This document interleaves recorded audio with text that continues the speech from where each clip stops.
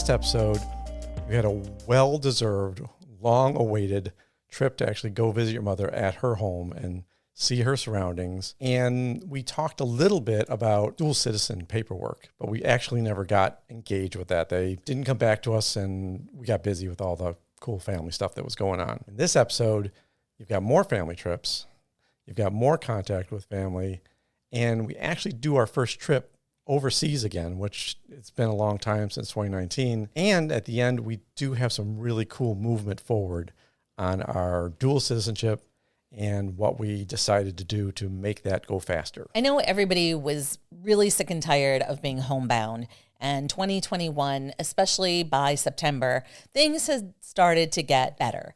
And not great, but better, yes. Better. Welcome back to Finding Gina Marie, our video podcast about discovering family and our journey to eventually move to Europe. This is episode 11. If you missed any of our other episodes, you can go to findingginamarie.com, and you can also get contact information there to talk to us. I'm Kevin. And I'm Judy. One of the things that I think that was really hard was, here I have this aunt who lives in San Francisco. Right. We've now known each other for over a year. We've been fortunate, very, very blessed, to be able to meet up, and we take walks together, and we've spent time together outdoors. She had a garden in San Francisco that we got to visit. Yeah, that was cool. We didn't even know those gardens existed. Right, and they're very difficult to come by. I think it's literally a 10-year wait to get your own garden plot in this area. But things had changed enough that for my birthday in September, she had brought me these lovely gifts, and she'd actually come into our apartment. So it was really the first person to ever be in our new apartment, and have it be family was just so heartwarming. That's true. I forgot. Yeah, because we moved in the middle of 2020 where nobody was going anywhere. Yeah, it was just such a blessing to have her be the person to christen our home. It was great to have someone that actually visited us, which we love this new apartment, so it was really a shame that no one got to see it. It's like, oh, come on. But we also had a chance to go overseas again. It was weird because a person who is my friend and used to work for me at one point, who lives a few blocks away from us, maybe less than a mile, I don't know, not that far. He and his wife, who he's British, and they were going to get married right as COVID started. And then they tried a second time, and COVID was still shutting everything down.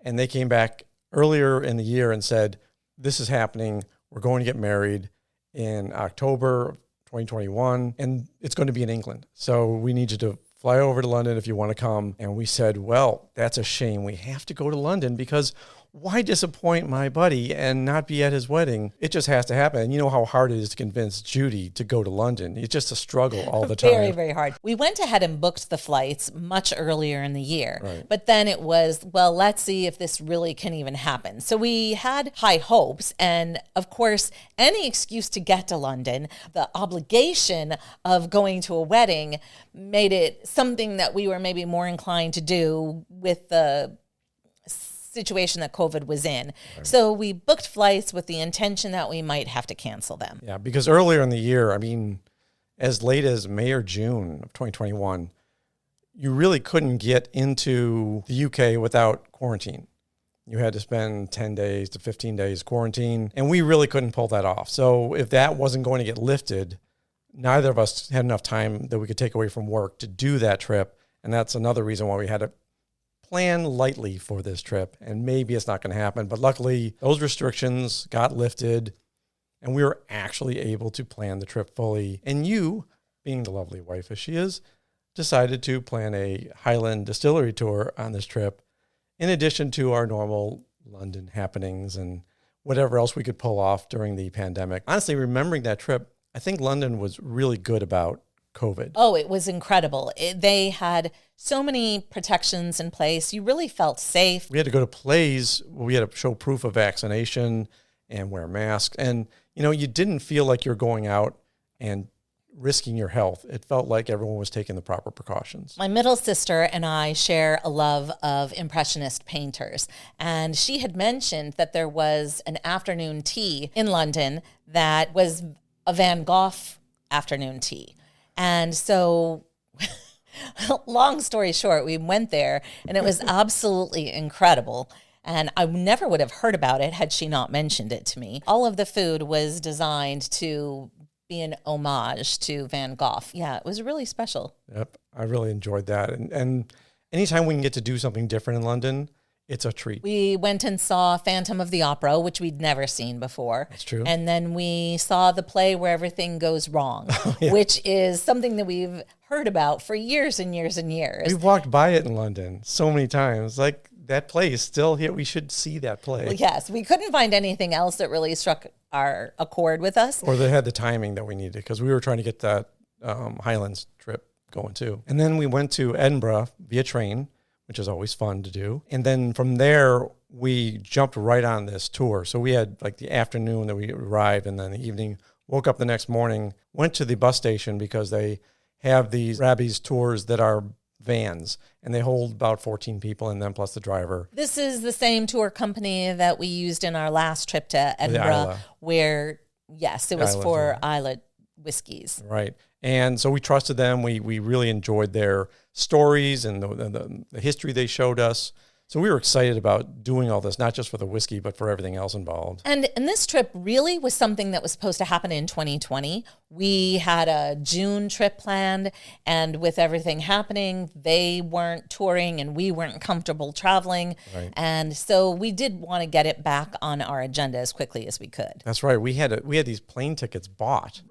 I completely forgot if that was that long ago. Wow. Okay. Anyway, we got in this bus station, and there's a whole bunch of people waiting for the Robbie's tours, and we're sitting around this waiting area, and then they called the one tour to go, and everyone got up and left except us. And we're sitting there going, did we go to the wrong place? Are we at the wrong time? What is going on here? And a few minutes later, our bus driver came in. He said, well, you ready? I said, are we the only ones? He said, yep. So basically you get to have the tour you want. If there's anything different you want to do, anything I can adjust on it, just let me know, because you got it all to yourself. We were shocked. It was fabulous to be able to have it work that way, especially because there were a couple of tours that we wanted to go to that were off the beaten trail from what this tour actually was. So by having our own personal tour guide, we were able to build those in. And one of those included the Aputure and then the Macallan distilleries, both of which were not part of the original agenda. Right, because back in 2020 when we were planning this, we figured, well, when everyone gets to the last distillery, we'll ask them to let us off the bus, and we'll take a cab or something to get to Aputure and then go on our own little tours. Our private driver, our private tour guide for this, he just took us there. He said, well, sure, I can drop you off there. He said, it's a shame because I'd like to have you on the trip back too. You guys are fun to talk to. And it was very enjoyable. He played guitar. We had the best time. There was so many, it was 8 or 9 distilleries. We actually got to tour more than we would have on our own. Completely. For the regular. Yeah, plus everything's faster because it's only us that have to check in and check out. And I think we were the first Americans to come back on those tours. But I also felt bad that they were hurting because of COVID. And then the flip side is it's kind of great to have the whole bus to ourselves.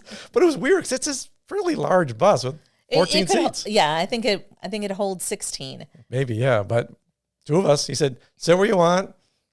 We're all vaccinated and everything, so if you don't want to wear the mask while we're riding, it's just us. We're good. And it just was more comfortable the whole trip. The end of it was a little rough because you got sick, not with COVID. But we didn't know. And it was very difficult to get a test. There really was nothing we could do about it. We had a COVID test scheduled at London Heathrow. And so what we ended up doing is taking a flight back instead of the train. We went from a northern Highland town all the way to London Heathrow. Terrified a little bit that you weren't going to get on the plane because you still were looking sick. And luckily, it was a small, tiny airport, just 3 to 4 gates. Got to London, got tested. We were clear. Really wasn't COVID. We ended up extending our trip an extra day for that, which actually worked out great. Darn, we had to go back into London and actually have meals and enjoy ourselves. So after we got back from this trip, you got another trip planned. November, right? Yes, I was invited to my aunt's 90th birthday party, and she lives near to where my mother is. There was no way I was going to miss it. Right. So it was a bunch of family from San Francisco, plus everybody that I had met when I first visited my mother. A reunion, yeah. And then also some additional people that were part of the family that I hadn't met yet. It was a great trip for a multitude of reasons. It was maybe a bit more of a relaxed experience because I'd already been to see my mother. So we were a little bit more comfortable with each other. And she'd been such an incredible host when I visited in July and like took care of every possible need that I could possibly have. In fact, needs that I didn't even need, she took care of. She was just like over and above. I think we were a little bit more comfortable with our routines and our habits. And I don't know, it was overall just a more relaxed experience. You're with family you knew, someone you actually knew. Exactly. It just felt like we were visiting again. It didn't feel like maybe as much pressure to get to know everyone. And it just felt like a nice family gathering. It was wonderful. However, one of the interesting people that I met for the first time was somebody that was on my top 10 list when I had originally done outreach to find my birth family. This is through 23andMe Yes. That time? Okay. It was maybe a tiny bit of frustration in that he was a very close relative and he didn't respond to my outreach. And so once I understood where he fit in the food chain, you know, it's like, well, I wonder why he didn't reach out or why I didn't hear from that leg of the family. He had received a 23andMe gift from his wife's side of the family.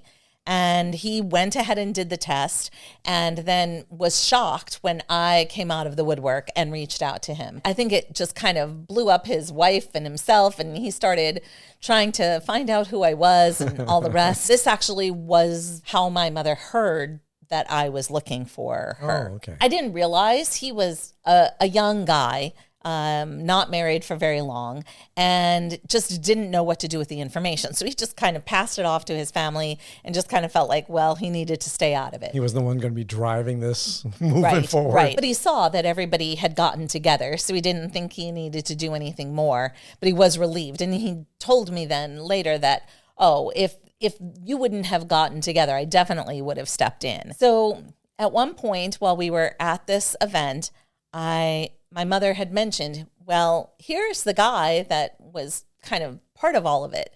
And so I went outside and I introduced myself, and he just seemed very bored. And then I kind of said my name again, and then I said that I'm my mother's daughter and I was adopted, or I was my mother's daughter. And he still looked bored, you know. And then I said, I'm adopted. And then you could just see this, oh my gosh, I can't believe it's you. And it's just a great experience. You could just see how much he had lit up.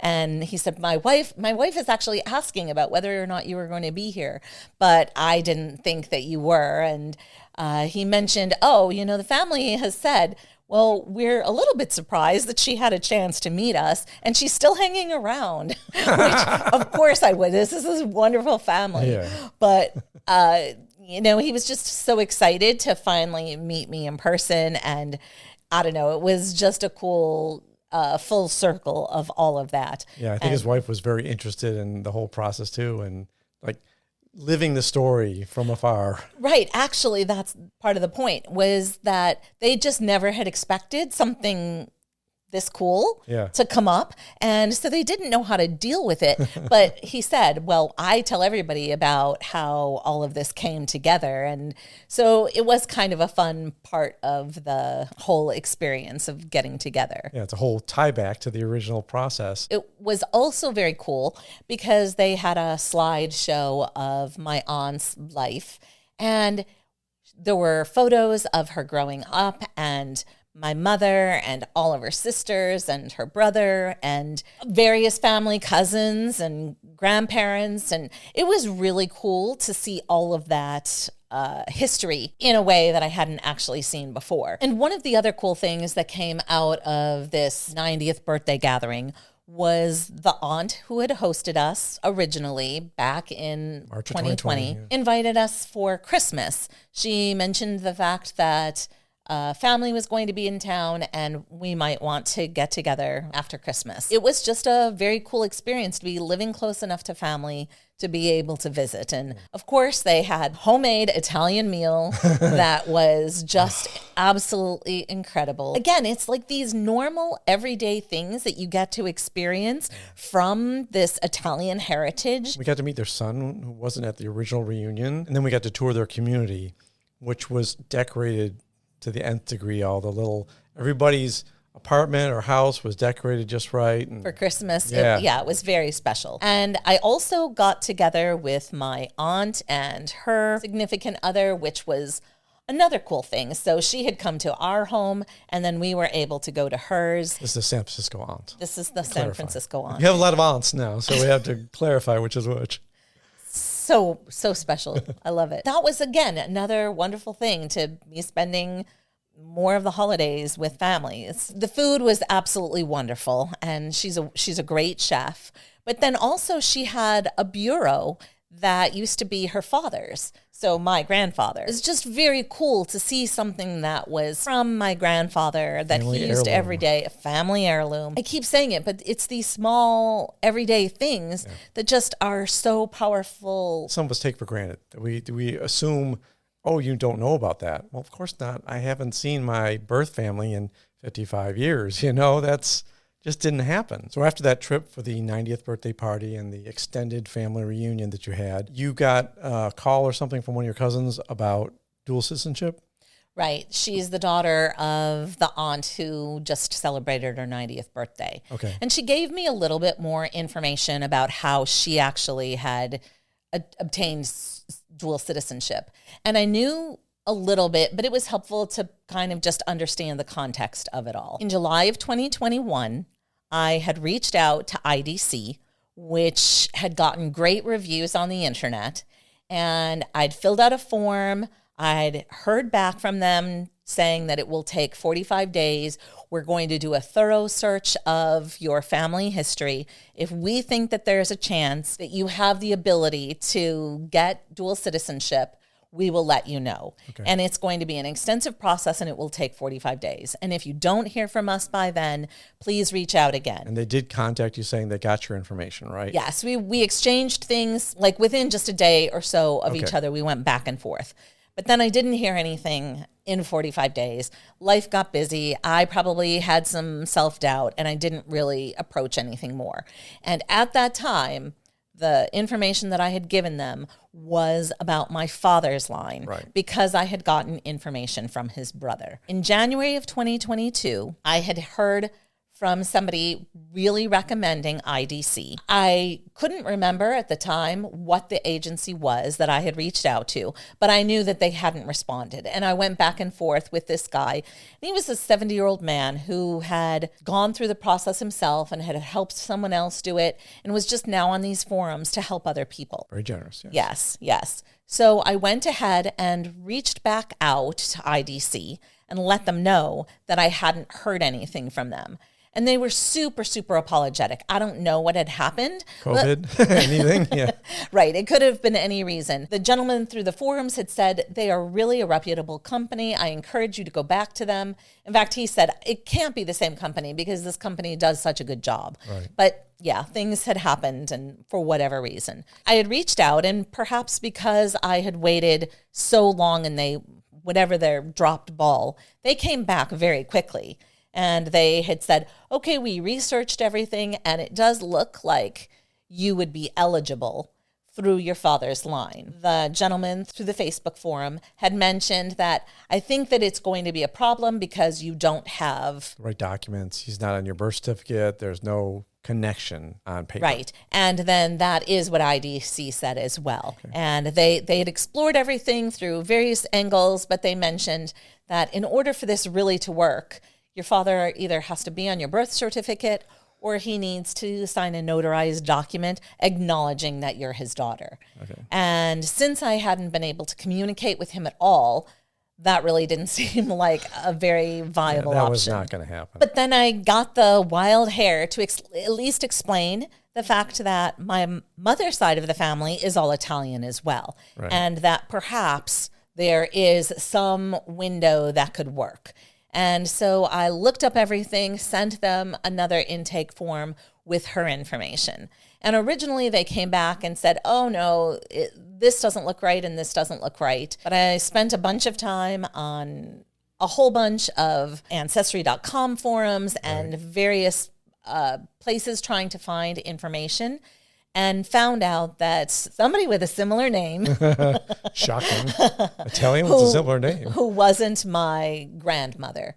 And so they came back and they said, well, actually, it does look like we're going to be able to help you after all. Okay. And that just was mind blown, super exciting. Did they say why right away, or was that just, it was just, we might be able to help you? Well, yes, they did explain why. Okay. And it's kind of confusing, and I alluded to it in a previous episode, but there are laws that are constantly changing regarding Italian dual citizenship. Right. The easiest way to get citizenship for me is utilizing a law called 1948 law, which was established in 1948. And it acknowledged the fact that women didn't have rights to pass on citizenship on their own. You could only pass on citizenship before that date through the male side of the family, because women just took whatever naturalization happened through men. So women didn't have to naturalize themselves. So they never actually did the process of naturalization. Their husband did. And because their husband did, they were assumed to do whatever the husband did. So they didn't make the choice. They didn't have that decision process. And that's why this ruling was made.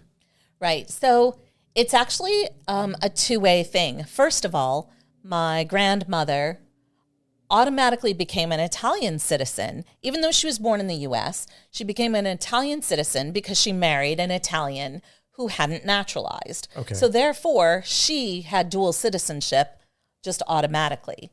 But my mother, who was born before 1948, fit into this process where it acknowledges the fact that she earned naturalization through my grandmother, who never lost her Italian citizenship. Okay. So my mother had Italian citizenship through her mother.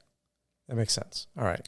But it's a little bit more complicated of a process than what my cousin's family was able to go through. Because her grandfather hadn't naturalized before then, she could just go to The Italian consulate. and it was an easy process. You could just prove the lines of lineage. But now this 1948 law means that you're eligible to go to the courts in Rome and petition them and say that this 1948 law should apply to my mother because my grandmother gave her naturalization. Okay. And it's a process that is very rarely disputed. IDC has said that, a lot of the judges have already ruled, so there's precedent. It's a longer process because you have to file a petition with a court, and it's a bit more expensive. There was a couple other gotchas in there that we'll talk about in a future episode. At the end of the day, it means that there is a path through dual citizenship on my mother's side that nobody even understood existed, because this 1948 law is a little confusing when you read it to understand really what's happening. In addition to the 1948 cases, there's also a way through a 1983 case, and that also would impact my grandmother because she was born to Italian parents. She got dual citizenship through that, even though she was born in the United States and had American citizenship. Right. So she actually is two paths through her parents and then also through her husband. And did that strengthen you at all? Was that helpful to you because you had both of those on your side? Yes. And in fact, I'm still slightly confused about which path IDC is using, but they're throwing everything into it that they possibly can. Right. But they seemed confident enough to take my case because obviously they want to win. They're not going to have the reputation that they have if they're letting just taking money, and then tons of people are disappointed because they just wasted their money. Sure. So if they feel like there is a legitimate case, then they're willing to take you on as a client. And that's what I was just going to say. They have not taken any money from us yet. At this point. This was yes. all pre-payment for anything, which felt good to me. I felt like, well, this is very nice. It's not like someone saying, give me money, and then I'll let you know if this is going to work out or not. Which is what would have been with Legacy Tree. Right. They were going to research all of the documentation and all of the history, and then I'd have to figure out what to do with it. Right. And then IDC also told us that they have an Italian counterpart that does all the paperwork and everything in Italy, which was the part that I was concerned about too. It's like, well, how do we, once we get this information, do we have to go to Italy and do something? And they said, no, we have a sister company over there, and they will take care of that part of the process. So in February, we actually pulled the trigger and spent some money with them, because it seemed like, okay, you've got 85% chance of this going through. Why wouldn't we? We talked briefly about just getting the information from them, which would have been cheaper, and then doing the rest by ourselves. But again, if we screwed it up just because we filed the wrong paperwork with the wrong court or did something else, I don't know. I would rather have people that were familiar with Italy, the court system, everything else over there, just handle it. I don't think that it's impossible for people to do it on their own. And if we were 22, maybe it made sense for us to save a bunch of money, and maybe it's this great adventure to figure it out. But time is worth more than money at this point in our lives. And I really, once you got to this point in the story, it's like, wow, this is really possible. Because we kind of lost hope when your dad's connection didn't work. And I said, well, if this is that possible, let's go forward with it, because this is just exciting that this could actually happen. I mean, I wasn't eligible. Apparently, we were married just a few months late for this 1983 ruling.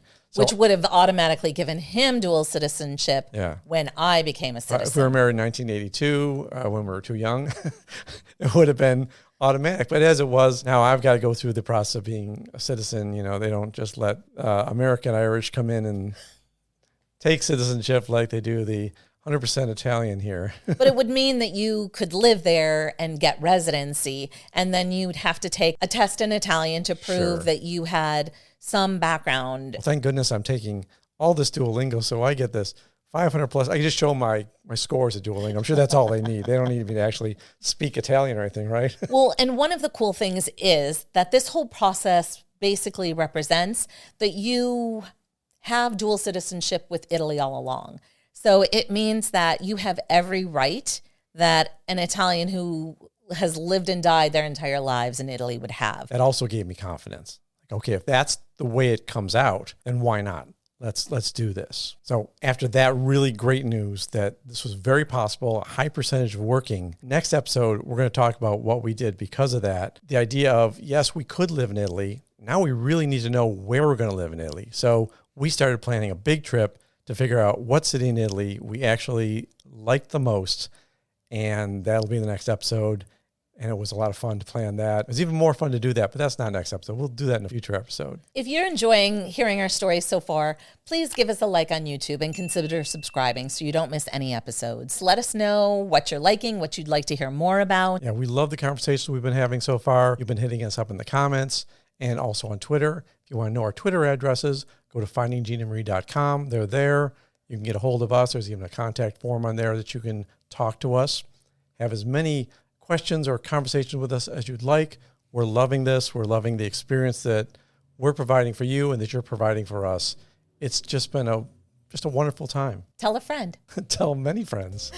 Until next time. Until next time.